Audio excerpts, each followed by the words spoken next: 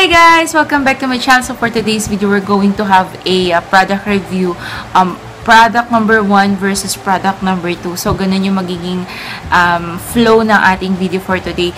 So yung mga items na gagamitin ko is from Maybelline New York, Super BB Mineral Guard Filter and yung kanilang Super BB Cushion. So this one, meron akong review nito. Ilalagay ko na lang yung link sa description box below para makita nyo. So, ito yung test out natin throughout the day. Tapos, yung idea na to pala is sinuggest to sa akin ni Miss Alisa Marie Garcia. So, hi Alisa, kung nanonood ka ng video na to, ito na yung request mo sa akin. So, ito na siya. So, before we start guys, ayan, kakaligo ko lang. Tapos, kaya may ganyan pa ang aking buhok. Kakaligo ko lang guys, tapos wala akong nilagay sa mukha ko. So, sisimulan natin siya sa skincare routine ko. After kong maligo, nagto-toner muna ako. Ayan, Nivea Mattifying Toner. Ito yung aking Holy Grail. So, lagay lang tayo. Every hilamos ko guys, nagaganito ako. Sa noo muna. Tapos pataas. May nabasa kasi ako sa magazine, dapat pag naglalagay daw tayo ng any product sa mukha is pataas. Pag yung mga ganyan, toner, moisturizer. Kasi, parang yung skin daw natin is pa-lift up, hindi pasag, ganun. Tapos, sa leeg. Guys, kung may mga suggestion kayo, request kayo na gusto nyo i-review ko, comment lang kayo sa comment box below. Kasi, binabasa ko naman lahat ng comments nyo. So, ayan. Tapos, patutuyuin ko lang ng saglit. Tapos, maglalagay na ako nitong Aqua Moisturizer Whitening Vita. So, guys, hindi ako maglalagay ng any primer for today. So, ito lang. Toner lang, tsaka itong aking moisturizer. Para ma-test out natin kung mag-workout ba siya kahit walang primer. Kasi, hindi naman lahat ng girls or ladies na natin is naglalagay ng primer. So, yun. Medyo tuyo na siya. And medyo tuyo na siya. So, ayan. Dati guys, ang binibili ko na to, yung maliit lang. Pero, nag-okay sa kanya yung skin ko. Hindi na nagda-dry. Kaya bumili na ako ng malaki. This one is only 179 pesos sa Watson's to. Eye white to. So, ayan.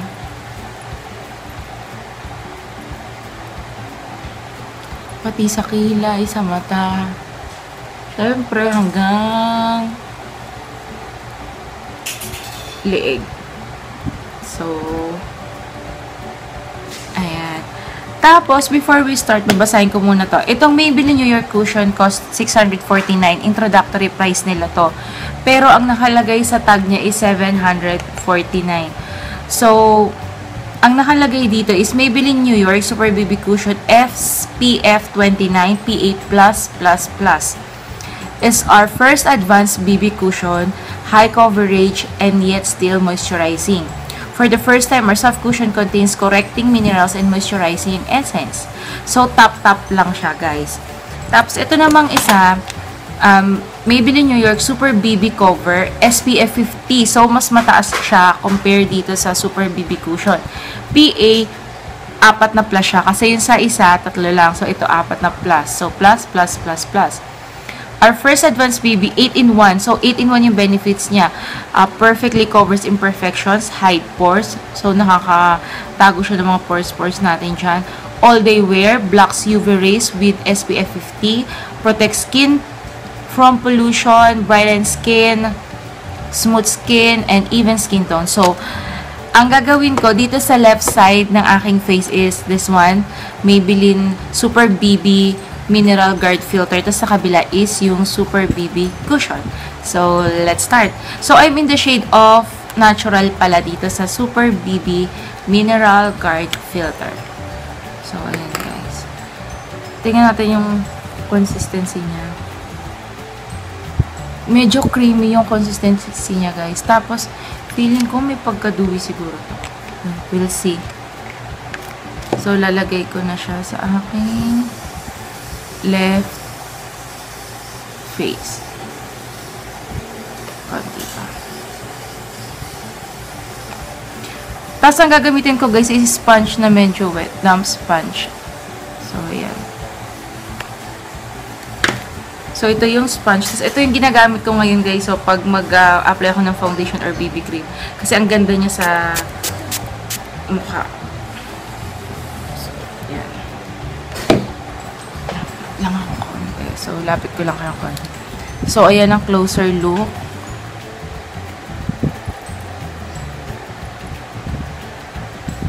Itap-tap din natin siya parang yun sa pag-apply ko dun sa Super BB Cushion. Tingnan natin. Cover niya yung redness ng mukha ko. Kita nyo guys, mas mapula-pula na to kaysa dito. So, sa coverage niya guys, okay siya. Wala kasi akong blemishes ngayon eh, kaya hindi ko kita ko okay talaga siya. Pero guys, pero natakpan niya yung redness ko, so okay siya sa coverage. Tapos, if meron kayong blemishes na gustong takpan, pwede nyo naman siyang i-2 coat or 3 coats para matakpan yung inyong blemishes.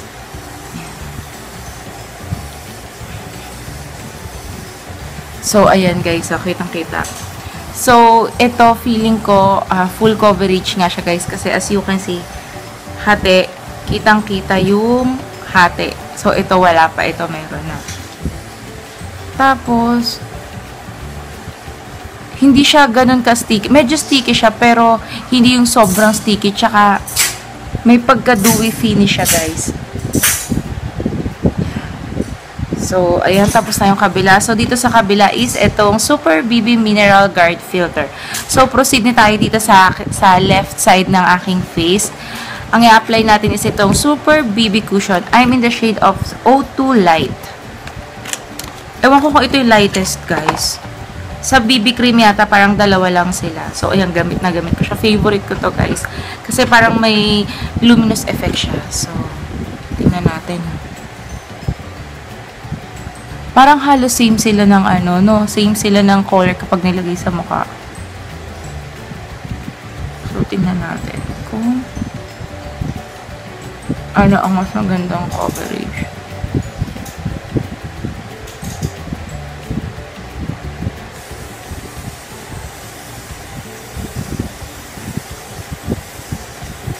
Tap-tap lang guys. Tap-tap.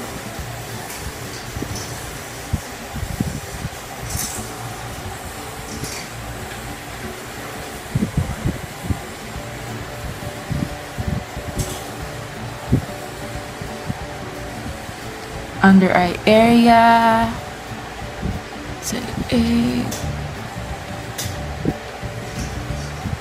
So, ayan guys. Ayan guys, as you can see, mas dewy finish ang BB Cushion. Tingnan nyo to. Ayan na, pag lumapit, nakakita nyo. Ito medyo makintab. Ito, hindi masyado. Konti lang siya. So, sa feeling, mas sticky guys itong BB Cushion. Tapos, mas dewy siya. Although, pareha silang dewy finish, pero mas kita mo yung dewy finish nitong Maybelline na BB Cushion. So, sa color nila, wala naman halos pinagkaiba, halos parehas lang sila. So, iti-test out natin ngayon kung sino ang unang mag-oil up sa kanila, kung magkakaroon ba ako ng mga buo-buo na foundation tuloy, BB cream or BB cushion dito sa aking face. So, gawin ko muna yung the rest of my face, balikan ko kayo. See you later! Hi guys! I'm back. So, ayan, I'm done with the rest of my face. Guys, hindi ako nag-blush o hindi ako nag-highlighter. Hindi rin ako nag-setting powder or final powder sa mukha. As is na yan yung kanina, yung Super BB Mineral Guard Filter and Super BB Cushion natin. And it's already 9:10 in the morning. So, balikan ko kayo for my update. Bye! Hi guys! I'm back for an update. So, it's already 12:38. Ayan, 12:38 na ng tanghali. So, ayan guys, nakatulog na ako. Naglinis na din ako. As you can see, nag-oil up na ako sa aking T-zone. So, check natin kung... Ito kasi yung Super BB Cream. Tapos ito yung Super BB Cushion. So, may blotting paper ako dito. This one is from Watsons. 39 pesos lang to guys. Check natin kung sino ang mas nag-oil up sa kanilang dalawa. Wala ko nilagay na setting or final powder guys ha. So, ito muna ako sa Super BB Cream.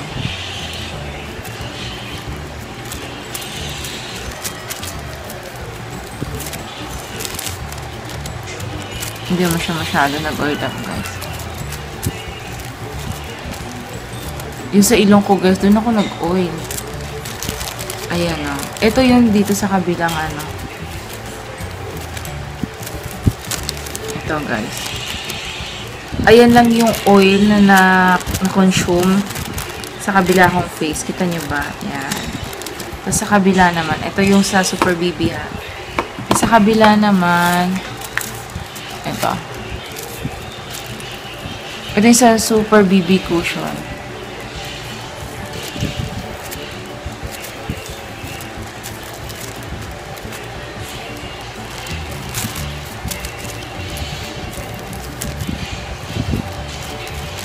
Ito siya guys. So parang parehas, parang mas marami guys sa Super BB. Wait lang, check na. Ito yung sa Super BB Cream. Ito yung sa Super BB Cushion. Mas marami sa Super BB Cushion guys. Mas marami yung na-consume ko na oil sa Super BB Cushion. Pero alam nyo guys, nireview to ni ni Miss Ann Klutz. Hi Ate Ann! Kung nanonood ka, sana mapanood mo to. Hi! Ano siya, kung oily skin ka, super mag-oil up ka sa Super BB Cushion. Hindi ko lang alam sa Super BB kung mag-oil up ang oily skin na type. Kasi ako guys, normal to dry skin ako. Oily ako pero hindi sobra, like katulad nung kay Ate Ann Plus, sobra siyang mag-oil up. Talaga nung ginamit niya yung Super BB Cushion, talaga nag-oil up siya ng bonggang-bongga. Pero, dito sa test natin dalawang to, kita nyo, mas maraming akong, mas nag-oil up ako dito sa BB Cushion compared dito sa Super BB Cream. Tapos, wala pa akong nilagay na primer. Yung toner lang, skincare routine ko lang, toner tsaka moisturizer, yun lang. So, ayan, balikan ko kayo ulit mamaya for my final update. See you later guys, bye! Hi guys! I'm back for my final update regarding din sa Super BB Cushion and Super BB Cream ng Maybelline New York. So guys, ayan, napawisan na ako kasi namlansya na rin ako. Nagugas ako ng pinggan. Iba pang gawaing bahay. So, tatali ko muna yung buhok ko. Wait lang. Ibigay ko na sa inyo ang aking final thought para doon sa mga product. So, kuha ulit tayo ng blotting paper. Wala akong nilagay na setting powder, guys, ha. So, dito muna tayo sa may Super BB Cushion na ginamit ko dito sa side na to.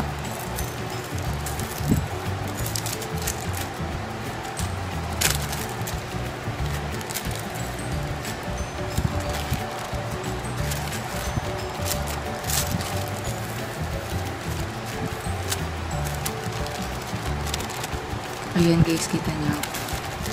Oily. Pero hindi naman super dami. Hindi niya napuno yung isang buong blotting paper. Ayan na. Yung mga bakante pa guys. So, try natin dito sa kabila sa aking Super BB Cream.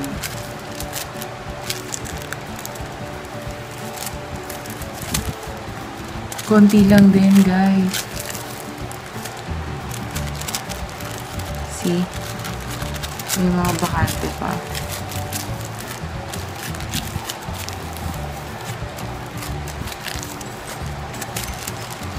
Kita nyo guys. May mga bakante pa rin.